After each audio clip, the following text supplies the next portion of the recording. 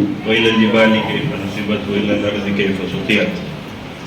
अम्मा बात महाराष्ट्र राज्य महाराष्ट्र राज्य उर्दू शिक्षक संगठन जिला अमरावती के तमाम अरकान, जिम्मेदार साहिबान, सबसे पहले तो आप लोगों ने हमारा इस्तकबाल किया, एजाज़ किया, उसके लिए बहुत बहुत शुक्रिया।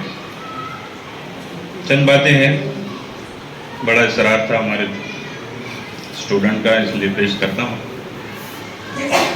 सबसे पहली बात तो यह है कि संगठन या कोई तंजीम अपने आप में एक बड़ा लफ्ज़ है, जामे लफ्ज़ है।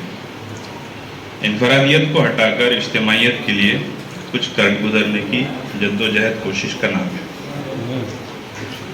खुसूसी तौर पे हम लोगों के बीच, मुसलमानों के बीच इस तरह की तंजीम का होना बेइंतहा ज़रूरी है। लेकिन ये काम ऐसा है जैसे कि जिंदा मेंढक जो होता है उनको तराजू में तोलना। एक तराजू में उनको रखा जा रहा है, उनका वजन किया जा रहा है और वो जो है छलांग लगाते जा रहे हैं। जो इनको एक जगह जमा करने में माहिर हो जाए उससे बड़ी बात ही नहीं हो सकती। उसके लिए हमारे फिजिक्स में एक फोर्स होता है जिसको न्यूक्लियर फोर्स बोलते हैं, न्यूक्लियस के अंदर होता है।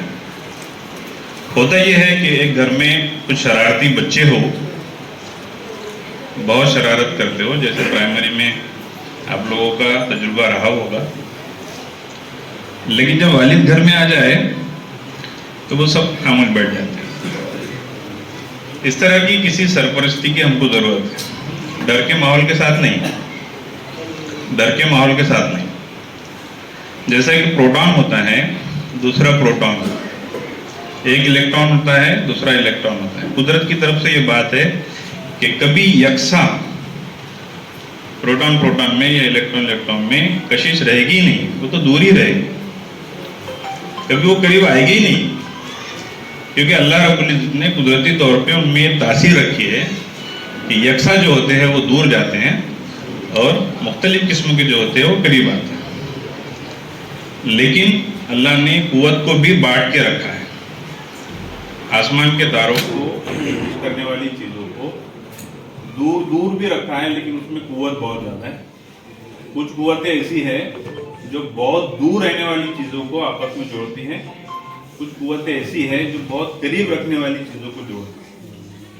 ये संगठन है, आपको ऐसी कोशिश करनी पड़ेगी कि ये जो काम है ना, जैसे अभी सर ने आवाज़ दिया कि थोड़ी देर के लिए खामोश हो जाओ, ये तो रोज का मामला है। प्राइमरी स्कूल के टीचर है, उनको तो रोज बोलना पड़ता है बच्चों खामोश हो जाओ। इसमें एतराज की भी कोई बात नहीं।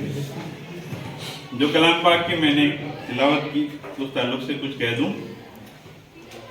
अल्लाह रब्बुल इज्जत कुछ इशारे कर रहे हैं, वो इशारे ऐसे हैं जो हमको हमारी तंजीम में अच्छी तरह से काम करने के लिए मुआइन और मददगार हो सकते हैं। अल्लाह रब्बुल इज्जत का अपने बंदों को समझाने का तरीका भी देखो कितना अच्छा है कि अरब में ऊंट हुआ करते हैं, ऊंट को रोजाना देखते हैं। तो बताया कि इलल इबिली कैफा खुलिकत, कि ऊंट को देखो कितना जफाकश है। हमारे तंजीम में काम करने वाले मेंबरान को हमको इस बात को समझ के चलना पड़ेगा कि हमको मेहनत वैसी करना है जैसे ऊंट करता है। 15-15 दिन तक पानी पीने की भी जरूरत नहीं उसमें ना, अल्लाह ने उसको बनाया है ऐसे। और खाने को क्या मिल जाए, खाने को क्या मिल जाए ना, खारदार झाड़ियाँ भी खा लेता है, लेकिन काम कैसा करता है, अपना काम बड़े अच्छे से करता है। दूसरी बात, तेज नहीं दौड़ता, तेज दौड़ता है लेकिन जब जरूरत हो जब भी तेज दौड़ता है, हमेशा तेज नहीं दौड़ता। आप लोगों ने ऊंट को देखा होगा तो ज्यादातर धीमे धीमे धीमे धीमे चलते हुए देखा, ज्यादा तेज रफ्तार से वो कभी कभी चलता। हमको संगठन में रहकर इतने ज्यादा काम नहीं करना है, 5, 50, 100, 200 गिने चुने काम करो, अच्छे काम करो, ऐसे काम करो धीमी गति के साथ कि कम से कम हमारे साथी हमसे ना टूटे, बल्कि वो ज्यादा से ज्यादा हमसे जुड़ते रहे। और ऊंट की एक खास बात ये होती है कि उसकी नहेज सही होती है, नहेज पे हो। अल्लाह से दुआ है कि हम भी नहेज नबी पे आ जाए। उसकी नहेज ऐसी होती है कि रेगिस्तान में तो उसको पता ही नहीं चलता दूर दूर तक क्या है। हमको भी हमारे तंजीम के असरात दूर दूर तक कहीं नजर नहीं आए, लेकिन जो ऊंट को चलाने वाला होता है वो उस रस्सी को इस तरह से पकड़ के रखता है कि वो बिल्कुल सही सीधी राह में चल रहा है। कितना माहिर शमसियात भी होगा वो इस तरह से सही नहीं चल पाएगा जिस तरह से ऊंट अपनी मंजिल को पहुंचा देता है। लेकिन नहेज को थोड़ा सा बदल दो, कश्मीर जाने के बजाय कन्याकुमारी चला जाएगा। तो वो नहेज हमारे अंदर आनी चाहिए। कुरान की आयत की तरफ मैं दोबारा लौटता हूं कि ऐसी जफाकशी के साथ काम करे जैसे ऊंट करता है। दूसरा बताया वहील समाई कैफ रुफियत, हमारा जो दिल हो, हमारे अंदर साथियों को जोड़ने का वो जज्बा हो, वो ऐसा हो जैसा आसमान की बुलंदी होती है। इतने ज्यादा हम हमारे साथियों के साथ में मिलजुल के रहें कि छोटी मोटी जो भी उनकी बुराइयां हम तक पहुंचे उसको हम दूर करने वाले बन जाएं। छोटी छोटी जो लफ्जिशें हम तक आए, शिकायतें आए, उसको हम दूर करने वाले बन जाएं। अगला बताया कि ऐसे मजबूत हम हो जैसे पहाड़ होता है। जब थोड़ी सी मेहनत करने के बाद हमको कुछ बुलंदी मिल जाती है, उस वक्त सबसे ज्यादा इस चीज की जरूरत पड़ती है कि हम मजबूत रहें।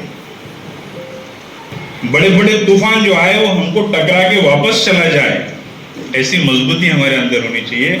लेकिन फिर चौथी और आखिरी अच्छी सिफत बयान करके निकलूं यहाँ से कि हमारे अंदर फराक दिली, हमारे अंदर नरमी ऐसी हो जैसी जमीन के अंदर होती है।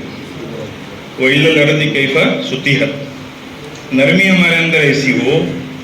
नरमी की अभी बहुत जरूरत है। गर्मी बढ़ रही है, नरमी कम हो रही है। हमारे साथियों के साथ, हमारे साथ रहने वालों के साथ, हमारे दोस्तों के साथ, हमारे फैमिली के साथ आज नरमी की बहुत जरूरत है। जोड़ना है, तोड़ना नहीं है किसी को। जमीन की नरमी देखो कैसी है, कोई भी उस पर लात मारता है तो वो नाराज नहीं होती। कोई उसमें पेशाब पैखाना करता है उससे वो नाराज नहीं होती। तो उसमें गड़ा करता है वो उससे नाराज नहीं होती, क्योंकि सारी बुराइयों को वो छुपा भी लेती है। सारी बुराइयों को वो छुपा भी लेती हो। ऐसी जो सड़ान वाली चीज है उसको भी हम जमीन के अंदर दफन कर देते हैं। तो दुआ करता हूं कि ये सारी सिफात, जैसे ऊंट वाली जफाकशी, आसमान जैसी बुलंदी, पहाड़ों जैसी मजबूती और जमीन जैसी नरमी हमारे साथियों में है। एक सजेशन ये मेरे नज़र से रहेगा, शायद मेरे नज़र में वो आ गया कि जिस तरह मर्द हजरात पर है, इसी तरह संगठन में खवातीन को भी हम की कोशिश होगी आज यहाँ पर है, क्योंकि अभी हमारे खवातीन में हमारे इस तरह की मेहनत करने की बहुत ज़्यादा ज़रूरत है। और एक मरतबा अभी सभी हजरात का बहुत